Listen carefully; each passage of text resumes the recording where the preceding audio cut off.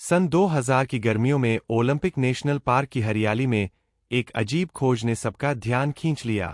Park के अंदर गहरे जंगल में एक बड़ा सा ढेला दिखा, मिट्टी और टहनियों का ऐसा टीला जिसे किसी सामान्य चींटी का घर मानना मुश्किल था।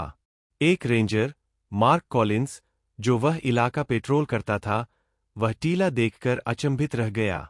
उसने सावधानी से नजदीक जाकर देखा और पाया कि टीले की सतह पर बड़ी काली चींटियां लगातार कुछ सफेद चीजें ले जा रही थीं। जब उसने थोड़ी मिट्टी हटाई तो उसे समझ आया कि वहां कुछ गंभीर है। वह चीजें किसी सामान्य कूड़े फेंकने की तरह नहीं दिखती थीं, उनकी बनावट और रंग कुछ अलग थे। यह बात सुनकर रिजर्व के कार्यालय में हलचल मच गई। जिस चीज का किसी ने सपने में भी अंदाजा नहीं लगाया था, वही सच सामने आ गया। जब खोज की पुष्टि हुई तो यह पता चला कि टीलों में मिली हड्डियां किसी पुरानी गुमशुदगी से जुड़ी हुई थीं।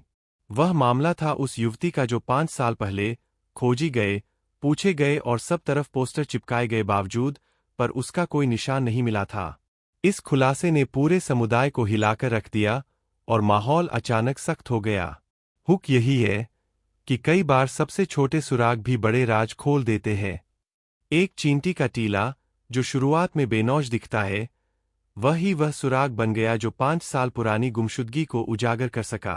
उस एक पल ने बच्चों की तरह शांत लगने वाली प्रकृति के बीच एक लंबे अरसे से दबा सच सामने ला दिया। यह घटना यह भी बताती है कि जंगल की खामोशी में कितनी चीजें समाई हो सकती है, कुछ खूबसूरत, कुछ दुखद और कुछ ऐसे जो इंसान की समझ से परे हों। वहां आने वाले लोग अक्सर सिर्फ तस्वीरें लेते हैं, पर कभी कभी वही जगह किसी की आखिरी दास्तान भी बन जाती है। उसे देखकर रेंजरों की नींद उड़ गई और समुदाय बेचैन हुआ। किसी ने सोचा नहीं था कि जंगल सुंदरता के साथ साथ पुरानी कहानियां भी छुपा कर रखता है। पर परिवारों ने उम्मीद बनाए रखी और सच के लिए लड़ते रहे। छोटी निशानी ने बड़े राज खोले। सच सामने आया। एमिली कार्टर नाम की यह युवा लड़की 2000 से 5 साल पहले बिना कोई निशान छोड़े ओलंपिक नेशनल पार्क से गायब हो गई थी।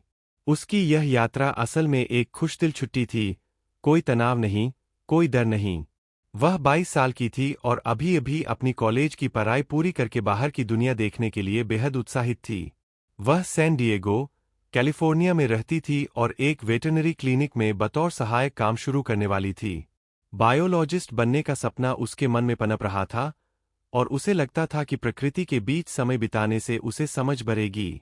इसी सोच से उसने अपने लिए यह 1 हफ्ते की छुट्टी चुनी थी। यह उसकी खुद को दी गई एक तरह की छोटी सी तोहफा यात्रा थी, नौकरी शुरू होने से पहले खुद को थोड़ा खुली हवा में महसूस करवाने का समय। 21 अगस्त को वह फोर्क्स और पोर्ट एंजेल्स की तरफ जाते रास्ते पर अपनी पुरानी लाल होंडा सिविक चलाती हुई पहुंची। वह यात्रा उसे रोमांच से भर रही थी। उसने पोर्ट एंजेल्स के विजिटर सेंटर में पहुंचकर पार्क में दाखिला दर्ज कराया।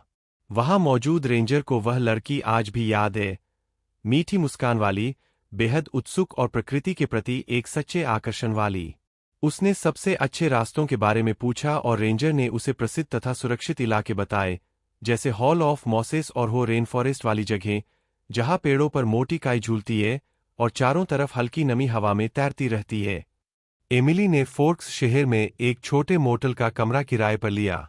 मोटल की मालिक मिसेस जेनकिंस ने सालों बाद भी उसे याद रखा, एक बेहद विनम्र, शांत और संयमी लड़की जो सुबह जल्दी उठती थी और देर शाम वापस लौटती थी। एमिली का हर दिन पार्क की गोद में बीतता। वह पेड़ों की लंबी पंक्तियों की तस्वीरें खींचती, झरनों के पास बैठकर हवा की आवाज सुनती और रास्तों पर अलग अलग पौधों को देखकर अपने कैमरे में कैद करती। उसके कैमरे में बाद में सैकड़ों तस्वीरें मिलीं, जो दिखाती थीं कि वह इस यात्रा को पूरी तरह जी रही थी। 23 अगस्त की सुबह वह लगभग 6 बजे मोटल से निकली। आसमान हल्के नीले रंग में बदल रहा था और हवा ठंडी थी। मिसेस जेनकिंस ने उसे बैकपैक को कार में रखते हुए देखा। एमिली ने मुस्कुराकर कहा था कि वह आज क्विनॉल्ट लेक ट्रेल पर पूरा दिन बिताने जा रही है और शाम तक वापस आ जाएगी। यह पार्क में उसका आखिरी पूरा दिन था। अगले दिन उसे कैलिफोर्निया के लिए लौटना था, पर शाम तक वह कमरे में वापस नहीं लौटी। मिसेस जेनकिंस को शुरू में चिंता नहीं हुई। टूरिस्ट अक्सर योजना से ज्यादा देर पार्क में रुक जाते थे, लेकिन 24 अगस्त की सुबह भी कमरा खाली पड़ा था। उसका बैग, उसके कपड़े और उसकी बाकी चीजें वही थीं, जैसे उसने अगले ही मिनट वापस आना हो, लेकिन वह आई नहीं। तभी मिसेज जेनकिंस ने पार्क सर्विस दफ्तर में फोन किया और बताया कि कुछ ठीक नहीं लग रहा। पार्क रेंजर तुरंत क्विनॉल्ट लेक ट्रेल के पार्किंग क्षेत्र पहुंचे। वहां खड़ी लाल होंडा सिविक बिल्कुल उसी जगह थी जहां एमिली ने उसे छोड़ा होगा। कार लॉक थी और अंदर की चीजें बिल्कुल वैसी की वैसी थीं, लेकिन उसका बैकपैक गायब था। इसका मतलब एक ही था, वह सचमुच ट्रेल पर गई थी और वापस नहीं लौटी। अब यह मामला साधारण देरी का नहीं रहा था। सर्च ऑपरेशन तुरंत शुरू हुआ। 20 रेंजर, स्थानीय स्वयंसेवक, काउंटी की सर्च एंड रेस्क्यू टीम, सभी ने जंगल के इस इलाके में दबे पाव खोज शुरू की। हेलीकॉप्टर ने ऊपर से कई चक्कर लगाए। झाड़ियों, नदियों के आसपास, खड़ी चट्टानों, काई भरे रास्तों, सब जगह तलाश चलती रही। 5 दिन तक बिना रुके, बिना थके खोज जारी रही। कुछ छोटे सुराग मिले, कीचड़ पर किसी महिला के जूतों के निशान जैसे लगते पैटर्न, रास्ते किनारे पड़ा हुआ एक एनर्जी बार का रैपर। लेकिन एमिली नहीं मिली। जैसे जैसे समय बीत रहा था, उम्मीद कम होती जा रही थी। तभी केस सर्च से उठकर जांच की मेज पर पहुंचा। काउंटी के अनुभवी अधिकारी, डिटेक्टिव रॉबर्ट हिल को यह केस सौंपा गया था। उन्होंने उन सभी लोगों से पूछताछ शुरू की जिन्होंने पिछले दिनों एमिली को देखा था। कोई भी कुछ भी असामान्य नहीं बता पाया। सबने सिर्फ इतना कहा कि वह अकेली थी, शांत थी और अपने काम में मग्न थी। लेकिन एक टूरिस्ट जोड़े की बात थोड़ी अलग थी। उनका कहना था कि 23 अगस्त की सुबह, ट्रेल की शुरुआत में उन्होंने एमिली को किसी ऐसे आदमी से बात करते देखा था जो पार्क रेंजर की वर्दी जैसा कपड़ा पहने हुए था। वह आदमी हाथ से जंगल की तरफ इशारा कर रहा था, जैसे किसी रास्ते के बारे में बता रहा हो। एमिली ने मुस्कुराकर सिर हिलाया और फिर वह ट्रेल पर चली गई। वह आदमी पार्किंग की दिशा में लौटता दिखा। यह बात पहली नज़र में सामान्य लगी, पर असली समस्या यह थी कि उस सुबह उस इलाके में कोई भी असली रेंजर तैनात था ही नहीं। सबसे निकट का स्टाफ स्टेशन वहां से लगभग 15 मील दूर था। इसका मतलब साफ था, एमिली जिस आदमी से बात कर रही थी, वह असली रेंजर नहीं था। यह सुराग अचानक बहुत महत्वपूर्ण हो गया। डिटेक्टिव हिल ने पार्क विभाग से जुटाई जानकारी के आधार पर उस शक वाले आदमी का पूरा विवरण सार्वजनिक किया। लंबा कद, लगभग 6 फीट, 40 से 50 वर्ष की उम्र, छोटे सफेद बाल और रेंजर जैसी दिखने वाली वर्दी। पर किसी ने उसे पहचाना नहीं। वह आदमी जैसे हवा में गायब हो गया। वह जोड़ा भी चेहरा याद नहीं कर पाया क्योंकि उसने उसे दूरी से देखा था और बातचीत नहीं सुनी थी। सितंबर की शुरुआत आते आते आधिकारिक खोज बंद कर दी गई। एमिली के माता पिता सैन डिएगो से आए, उन्होंने पोस्टर बांटे, लोगों से गुहार की, यहां तक कि इनाम की पेशकश भी की, पर कोई सफलता नहीं मिली। आखिरकार, एमिली कार्टर गुमशुदा घोषित कर दी गई। परिवार के लिए सिर्फ खामोशी रह गई और उम्मीद का एक बेमायना धागा। उसके कमरे से मिली डायरी में आखिरी प्रविष्टि 22 अगस्त की थी। उसमें उसने पार्क की खूबसूरती का जिक्र किया था और यह लिखा था कि वह वहां वापस आने का सपना देखती है। उसके शब्दों से कहीं भी किसी डर, खतरे या बेचैनी का पता नहीं चलता था। साल बीतते गए। फाइल अलमारी में बंद पड़ी रही। रेंजर नए कामों में लगते गए, पर कभी कभी पुराने कर्मचारी नए साथियों को एमिली की कहानी बताते ताकि सब याद रखें, प्रकृति सुंदर है, लेकिन पूरी तरह सुरक्षित नहीं। इसी दौरान रेंजर मार्क कॉलिंस अपने काम पर लगातार लगे रहे, और उन्हें पता नहीं था कि 5 साल बाद वे ही वह व्यक्ति बनेंगे जिसके कारण यह पूरा रहस्य उजागर होगा। 5 साल बीत चुके थे। एमिली कार्टर की गुमशुदगी अब पार्क के पुराने रहस्यों में गिनी जाने लगी थी, लेकिन जिन लोगों ने उसे उस आखिरी दिन देखा था या जिन्होंने उसकी खोज में हिस्सा लिया था, उनकी यादों में वह लड़की अभी भी जिंदा थी। अनुभवी रेंजर मार्क कॉलिंस भी उन्हीं में से थे। उन्होंने ओलंपिक नेशनल पार्क में काम 2000 से पहले ही शुरू कर दिया था। प्रकृति के बीच रहने का उन्हें हमेशा शौक रहा था। पहले सेना में रहे, फिर फॉरेस्ट्री की पढ़ाई की और आखिरकार रेंजर बनकर वही जीवन चुना जिसका वह सम्मान करते थे। जून 2000 की शुरुआत में पार्क के प्रबंधन ने उन्हें पार्क के उत्तर पश्चिम वाले हिस्से की गहन जांच करने की जिम्मेदारी दी। यह इलाका बेहद घना, दूरदराज और कम देखा जाने वाला था। सामान्य पर्यटक वहां तक पहुंचते ही नहीं थे, क्योंकि न तो वहां साफ रास्ते थे और न ही कोई संकेत बोर्ड। हर 6 महीने में एक बार रेंजर वहां की स्थिति देखने जाते थे ताकि यह सुनिश्चित किया जा सके कि जंगल में कोई अनियमितता नहीं है। 15 जून की सुबह, जब सूरज की हल्की पीली रोशनी पेड़ों के बीच से छनकर जमीन पर पड़ रही थी, मार्क अपने 2 दिनों का सामान लेकर निकल पड़े। एक मजबूत बैकपैक, एक छोटा tent, GPS, walkie talkie, camera और जरूरी खाने पीने की चीजें। मौसम बेहद साफ था, हवा ताजी थी और जंगल की मिट्टी से एक मीठी सी गंध उठ रही थी। रास्ता मुश्किल था, लेकिन मार्क इस इलाके को काफी अच्छे से जानते थे। वह जानवरों की बनी पगडंडियों के आधार पर धीरे धीरे आगे बढ़ते जा रहे थे। कई घंटे की लगातार चाल के बाद वह एक छोटे से खुले मैदान जैसे स्थान पर पहुंचे। घने पेड़ों के बीच यह जगह एकदम अलग दिख रही थी, जैसे किसी ने जंगल की दीवारों के बीच एक सांस भरने की जगह छोड़ दी हो। इसी खुली जगह के बीच उन्होंने वह देखा जिसने उन्हें तुरंत रोक दिया। वहां मिट्टी और टहनियों से बना एक बड़ा, ठोस और असामान्य आकार का टीला पड़ा था। इसकी ऊंचाई लगभग 6 से 7 फीट रही होगी और चौड़ाई भी 10 फीट के करीब थी। मार्क ने ऐसी चीज पहले कभी नहीं देखी थी। वे जानते थे कि चींटियां बड़े घर बनाती है, लेकिन इतना विशाल टीला बहुत कम देखने को मिलता है। वह सावधानी से आगे बढ़े। टीले की सतह पर मोटी काली चींटियां लगातार सक्रिय थीं। वह हजारों की संख्या में ऊपर नीचे घूम रही थीं। मार्क नीचे झुके और ध्यान से देखने लगे। तभी उनकी नजर उन सफेद टुकड़ों पर पड़ी जिन्हें चींटियां उठा उठाकर अंदर ले जा रही थीं। यह नजर आते ही उन्हें लगा कि ये किसी पौधे या लकड़ी के टुकड़े नहीं लगते। उनमें एक अजीब सी चिकनाहट और आकार था, जैसे यह कोई बहुत साफ किया हुआ अवशेष हो। उन्हें कुछ समझ नहीं आया, इसलिए उन्होंने तुरंत एक लंबी लकड़ी उठाई और टीले के किनारे को हल्के से खुरचा। बस इतना सा करते ही चींटियां भड़क उठीं और झुंड में उस जगह पर टूट पड़ी। कुछ चींटियां टहनी पर चरने लगीं। मार्क ने तेजी से अपना हाथ वापस खींच लिया। यह साफ था कि यह चींटियां बेहद आक्रामक थीं। कुछ ही सेकंड बाद उनकी नजर नीचे मिट्टी से थोड़ा बाहर निकली एक धातु की चीज पर पड़ी। वह गोल आकार का था, किसी पुराने कपड़े का मेटल बटन लगता था। वह धीरे धीरे झुके और टहनी की मदद से आसपास की मिट्टी को हटाने लगे।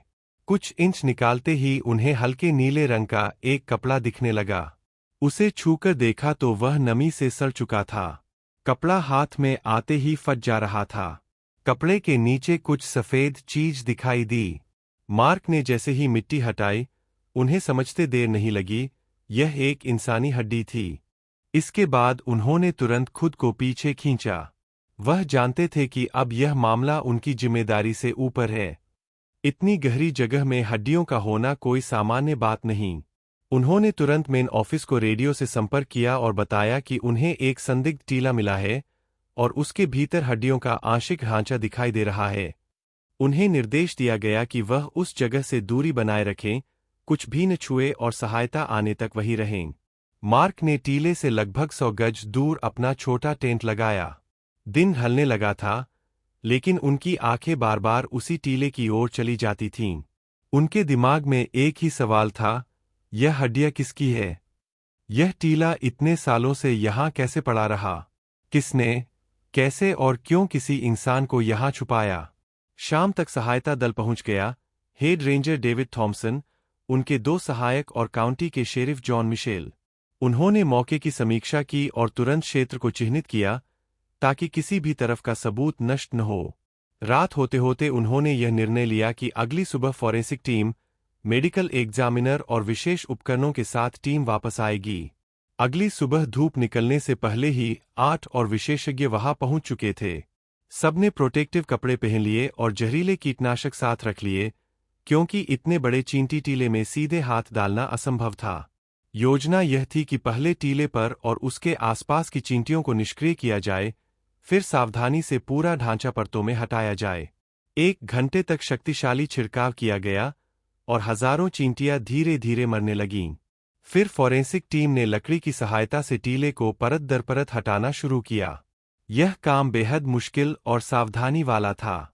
लगभग 3 घंटे बाद टीले का अंदरूनी हिस्सा साफ दिखने लगा और उसके भीतर लेटा था एक पूरा इंसानी कंकाल।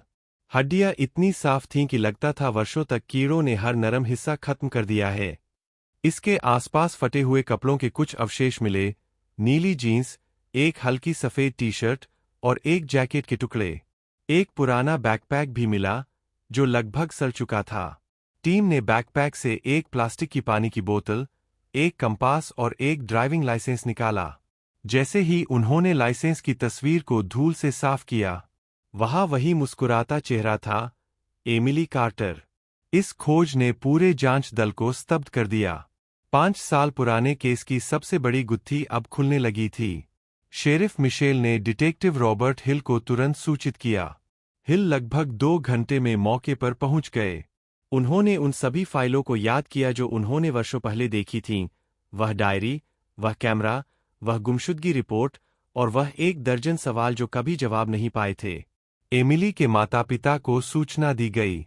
5 साल की पीड़ा के बाद उनकी बेटी का सच सामने आ गया था, हालांकि यह वह सच नहीं था जिसके लिए वे प्रार्थना कर रहे थे। डीएनए परीक्षण ने पुष्टि कर दी कि यह वही लड़की थी। लेकिन अब असली सवाल सामने था, उसकी मौत कैसे हुई? फॉरेंसिक विशेषज्ञों ने कंकाल का बारीकी से निरीक्षण किया और पता लगाया कि खोपड़ी के पीछे एक गहरी दरार थी, जैसे किसी भारी वस्तु से जोरदार वार किया गया हो। इससे साफ था कि एमिली की हत्या की गई थी। अब यह केस गुमशुदगी से बढ़कर हत्या बन चुका था। डिटेक्टिव हिल ने वर्षों पुरानी गवाही और रिपोर्ट फिर से उठाई, और अचानक वह सुराग बेहद महत्वपूर्ण हो उठा। वह आदमी, जिसने रेंजर जैसा कपड़ा पहना था, अब वह मुख्य संदिग्ध था। एमिली कार्टर के कंकाल की पहचान होने के बाद पूरे मामले ने अचानक नई दिशा पकड़ ली। 5 साल तक जिस गुमशुदगी ने सबको उलझाए रखा था, वह अब एक सीधा सा सवाल बनकर उभरा, एमिली को किसने मारा? डिटेक्टिव रॉबर्ट हिल के लिए यह वह मोड़ था जिसका वह लंबे समय से इंतजार कर रहे थे। उन्होंने तुरंत उन सभी पुराने बयानों, नक्शों, गवाहों और नोट्स की फिर से समीक्षा शुरू की, खासकर उस टूरिस्ट जोड़े की बात पर, जिन्होंने एक ऐसे आदमी का जिक्र किया था जो रेंजर जैसी वर्दी पहने हुए था। असली रेंजर उस दिन वहां नहीं था, इसीलिए अब यह साफ हो चुका था कि कोई व्यक्ति जानबूझकर वर्दी जैसा कपड़ा पहनकर घूम रहा था, और एमिली के गायब होने में उसी की भूमिका थी। डिटेक्टिव हिल ने गहरी पड़ताल शुरू की। उन्होंने सबसे पहले पार्क के आसपास रहने वाले उन लोगों की सूची निकाली जो जंगल को अच्छी तरह जानते थे, ऐसे लोग जो अनदेखी पगडंडियों से गुजर सकें, गहरे इलाकों में जाए और बिना रास्ते भटके वापस आ सकें। उन्होंने 90 के दशक में पार्क से जुड़े सभी अस्थायी और स्थायी कर्मचारियों, पुराने गाइडों, लकड़हारों, शिकारी लाइसेंस रखने वालों, मछुआरों और ऐसे लोगों के नाम इकट्ठे किए जो लंबे समय तक जंगल के आसपास रहते थे। कुल मिलाकर लगभग 47 नाम चिन्हित हुए। अब काम यह था कि इन सभी में से उन लोगों को छांटा जाए जिन पर शक हो सकता था। ज्यादातर लोग ईमानदार थे और उनका रिकॉर्ड साफ था। कई के पास अलिबी था, कई एमिली की गुमशुदगी के समय वहां मौजूद ही नहीं थे। पर इस सूची में एक नाम था जिसने डिटेक्टिव हिल का ध्यान खींचा, वाल्टर ग्रेसन। वाल्टर ग्रेसन कई साल पहले इसी इलाके के पास एक छोटे, जर्जर से मकान में रहने लगा था।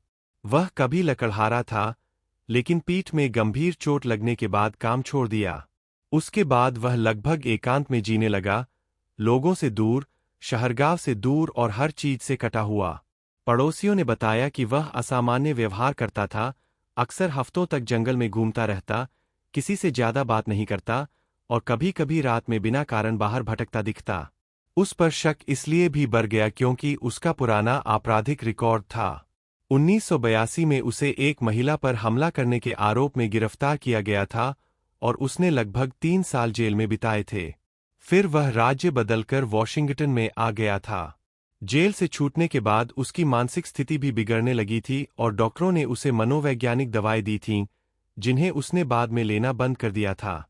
इन सारी बातों ने हिल के उस शक को मजबूत कर दिया कि यह आदमी सामान्य नहीं था और जंगल के भीतर किसी को फंसाकर मार देने वाली घटनाओं में उसकी भूमिका हो सकती थी। डिटेक्टिव हिल 2 अधिकारियों के साथ वाल्टर ग्रेसन के घर पहुंचे। घर बाहर से टूटा-फूटा दिख रहा था, दीवारें जगह-जगह से उखड़ी थीं, खिड़कियां गंदी थीं और दरवाजा पुराना और चरमराता हुआ था। हिल ने दरवाजा खटखटाया, 2 बार, फिर तीसरी बार। अंततः वाल्टर दरवाजे पर आया। वह लंबा, दुबला, बिखरे बालों वाला और थकान तथा संदेह से भरी आंखों वाला आदमी था। जब हिल ने अपना परिचय दिया तो वाल्टर ने तुरंत दरवाजा बंद करने की कोशिश की, पर हिल ने अपने पैर से दरवाजे को रोक लिया। उन्होंने शांत स्वर में उसे बताया कि वे सिर्फ कुछ सवाल पूछने आए हैं, चाहे वह 2 मिनट ही हों। अंततः वाल्टर उन्हें अंदर आने देने के लिए तैयार हो गया। अंदर का माहौल उतना ही बिखरा हुआ था। कमरे में हर तरफ गंदगी, आधे टूटे फर्नीचर, कोनों में पुराने औजार और दीवारों पर लगाए जंगल के नक्शे। नक्शों पर कई जगह निशान और घेरों से रास्ते बने हुए थे, जैसे वह जंगल के अंदरूनी हिस्सों का बार-बार अध्ययन करता रहा हो। यह दृश्य देखकर हिल का शक और गहरा हो गया। उन्होंने धीरे से पूछा, क्या तुम्हें अगस्त 1995 का समय याद है? वाल्टर ने कंधे उचका दिए। उसने कहा कि उसे कुछ याद नहीं। हिल ने एमिली की तस्वीर दिखाई। वाल्टर ने काफी देर तक उसे देखा और फिर सिर हिलाते हुए कहा कि उसने कभी इस लड़की को नहीं देखा। जब हिल ने पूछा कि क्या उसके पास रेंजर जैसी कोई वर्दी है, तो उसने जल्दी से जवाब दिया, नहीं। पर उसकी आंखों में घबराहट थी। हिल ने घर की तलाशी की अनुमति मांगी, लेकिन वाल्टर ने सख्ती से मना कर दिया। कानूनी रूप से हिल के पास अभी कोई ठोस आधार नहीं था, इसलिए वह कुछ नहीं कर सकते थे। वे वहां से लौट आए, लेकिन उन्होंने तय कर लिया कि वाल्टर पर नजर रखनी होगी। अगले कई दिनों तक अधिकारियों ने उसके घर पर कड़ी निगरानी रखी। वह ज्यादातर घर के अंदर रहता, कभी-कभी जंगल की ओर जाता, पर कुछ खास नजर नहीं आता था। जांच ठहरती सी लग रही थी। इसी बीच अचानक मामला आगे बढ़ा। वाल्टर के एक पड़ोसी, मिसेज क्लार्क, जो बहुत बुजुर्ग थीं और इलाके की हर छोटी बड़ी गतिविधि देख लेती थीं, ने डिटेक्टिव को फोन किया। उन्होंने धीमी लेकिन घबराई आवाज में बताया कि अगस्त 1995 के आखिरी दिनों में उन्होंने वाल्टर को अपने घर के पीछे कुछ जलाते देखा था। आग बहुत बड़ी थी और कई घंटों तक जलती रही। धुआं काला और घना उठ रहा था। उन्हें लगा था कि वह सिर्फ कचरा जला रहा होगा, लेकिन जब उन्होंने कुछ महीनों बाद एमिली की खबर सुनी, तब उन्हें लगा कि यह बात पुलिस को बतानी चाहिए थी। 5 साल तक वह डर की वजह से चुप रहीं। यह सूचना बहुत कीमती थी, क्योंकि अपराधी शरीर या सामान नष्ट करने के लिए आग का इस्तेमाल अक्सर करते हैं। अब हिल के पास खोज वारंट के लिए मजबूत वजह थी। उन्होंने वाल्टर का मेडिकल इतिहास, आर्थिक रिकॉर्ड और पुराने केसों की जानकारी फिर से देखी। बैंक स्टेटमेंट में भी एक अनोखी बात मिली। वाल्टर ने एमिली के गायब होने के कुछ सप्ताह बाद अचानक बहुत ज्यादा नकद निकाला था, जबकि वह एक विकलांग भत्ता पाने वाला व्यक्ति था और आमतौर पर इतने पैसे खर्च नहीं करता था। यह सब मिलाकर अब जज ने तलाशी वारंट पर दस्तखत कर दिए। 3 दिनों बाद हिल पुलिस की एक टीम और फॉरेंसिक विशेषज्ञों के साथ फिर वाल्टर के घर पहुंचे। वाल्टर ने दरवाजा खोलते ही विरोध किया, चिल्लाने लगा, लेकिन अधिकारियों ने उसे पकड़कर बाहर बिठा दिया और तलाशी शुरू कर दी। पुलिस ने घर का हर कोना छान मारा। उनको कुछ देर तक कुछ खास नहीं मिला, पर जब उन्होंने बेडरूम के नीचे देखा, तो एक पुराना लकड़ी का बक्सा मिला। बक्सा खोला गया और उसके भीतर कई ऐसे सामान मिले जिन्हें देखकर किसी का भी दिल दहल जाए। छोटे-छोटे गहने, कान के झुमके, हार, कई महिलाओं की तस्वीरें, कुछ पहचान पत्र और सबसे महत्वपूर्ण, एमिली कार्टर का दूसरा ड्राइविंग लाइसेंस, जिसे वह अलग से रखती थी। बक्से में एक और चीज थी, एक ब्रेसलेट, जिस पर छोटे अक्षरों में एमिली लिखा था। उसके माता-पिता बाद में यह देखकर रो पड़े। यह वही तोहफा था जो उन्होंने अपनी बेटी को उसके 18वें जन्मदिन पर दिया था। बक्से में मिली कुछ और वस्तुएं 2 अन्य लापता महिलाओं की थीं। सारा मिल्स, जो 1993 में माउंट रेनियर के पास गायब हुई थी, और जेनिफर हॉल, जो 1996 में फोर्क्स के पास लापता हुई थी। अब तस्वीर साफ हो चुकी थी। वाल्टर सिर्फ एक संदिग्ध नहीं था, वह 3 अलग-अलग गुमशुदगी मामलों की कड़ी था। 3 दिन की कड़ी पूछताछ के बाद आखिरकार वह टूट गया। उसने स्वीकार किया कि उसने एमिली को उस दिन नकली रेंजर बनकर रोका। उसने कहा कि वह उसकी मासूमियत देखकर समझ गया था कि वह उसके झांसे में आ जाएगी। उसने उसे बताया कि सामने रास्ते में भालू देखा गया है और वह उसे सुरक्षित रास्ते से लेकर जाएगा। एमिली ने उसकी बात पर भरोसा कर लिया। वह दोनों पगडंडी छोड़कर जंगल के अंदर जाते गए। घंटों तक वह उसे अंदर ले जाता रहा, और जब वे लोग बिल्कुल अकेले रह गए, तब उसने भारी पत्थर से उसके सिर पर वार किया। फिर उसने शरीर को घसीटकर उस पुराने चींटी के टीले तक ले आया, जिसे वह पहले जानता था। उसने टीले को खोला, शरीर को अंदर रखा और फिर मिट्टी से ढक दिया। कीड़ों ने बाकी का काम कर दिया। वर्षों बाद भी वह जगह वैसी ही पड़ी रही, और किसी को भनक तक नहीं लगी। वाल्टर ने यह भी कबूल किया कि उसने सारा मिल्स और जेनिफर हॉल को भी इसी तरह मारा था। अकेली टूरिस्ट, शांत जगह, नकली चेतावनी और फिर हमला। इन खुलासों के बाद पुलिस ने दोनों अन्य महिलाओं के शवों की तलाश शुरू की। कुछ महीनों में उनके अवशेष भी अलग अलग इलाकों से बरामद हो गए। ईस्वी 2001 के मार्च महीने में वाल्टर ग्रेसन पर मुकदमा चला। सरकारी वकील ने सभी सबूत अदालत में रखे, डीएनए, तस्वीरें, गवाह और वाल्टर का कबूलनामा। अंततः जूरी ने उसे 3 अलग अलग हत्याओं में दोषी पाया और अदालत ने बिना पैरोल के उम्र कैद की सजा सुना दी। एमिली, सारा और जेनिफर, इन तीनों परिवारों ने अंततः अपने प्रियजनों को आखिरी विदाई दी। एमिली के माता-पिता ने उसकी राख को सैन डिएगो के समुद्र में बहा दिया, वह जगह जहां वह अक्सर जाया करती थी। ओलंपिक नेशनल पार्क में बाद में एक छोटा स्मारक लगाया गया, एक साधारण सी पट्टिका, जिस पर तीनों महिलाओं के नाम और उनकी गायब होने की तिथियां लिखी गई थीं। यह पट्टिका उन सब लोगों को याद दिलाती है कि जंगल की खामोशी के भीतर कितनी गहरी कहानियां छिप सकती है। रेंजर मार्क कॉलिंस ने अपनी ड्यूटी जारी रखी, लेकिन वह दिन, वह चींटियों का पहाड़, उन्हें हमेशा याद रहा। उस एक टीले ने 5 साल पुराना सच उजागर कर दिया और 3 परिवारों की अधूरी कहानी को जवाब दे दिया। एमिली कार्टर, सारा मिल्स और जेनिफर हॉल, तीनों की कहानियां अलग अलग थीं, लेकिन उनका अंत एक ही निस्तब्ध जंगल में छिपा हुआ था। ओलंपिक नेशनल पार्क, जो हर साल लाखों लोगों को अपनी सुंदरता और शांति का एहसास कराता है, उन्हीं पेड़ों के बीच एक ऐसा सच भी छुपाए बैठा था जिसे कोई सोच भी नहीं सकता था। 5 लंबे वर्षों तक किसी को नहीं पता था कि एमिली का क्या हुआ, वह कहाँ गई, किसी ने उसे क्यों नहीं देखा। परिवार हर साल उम्मीद के साथ लौटते, पोस्टर लगाते, रास्तों पर घूमते और खुद को समझाते कि शायद कोई चमत्कार हो जाए। लेकिन इस अंधकार में रोशनी तब आई जब एक साधारण दिखने वाला चींटी का टीला असल में छिपे हुए सच का दरवाजा बन गया। यह घटना यह बताती है कि कभी-कभी प्रकृति एक गवाह की तरह चुपचाप सब देखती रहती है। पेड़, हवा, मिट्टी, ये सब उन कहानियों को संभाले रखते हैं जिन्हें इंसान समझ नहीं पाता। और जब सही समय आता है, वही प्रकृति किसी छोटी सी निशानी के जरिए पूरा सच सामने ला देती है। चींटियों का वह विशाल टीला, जो सामान्य लोगों के लिए बस मिट्टी का ढेर नजर आता, असल में एक परिवार के 5 साल पुराने दर्द का जवाब बन गया। एमिली के माता-पिता ने अपनी बेटी को उम्मीद के साथ ढूंढा था।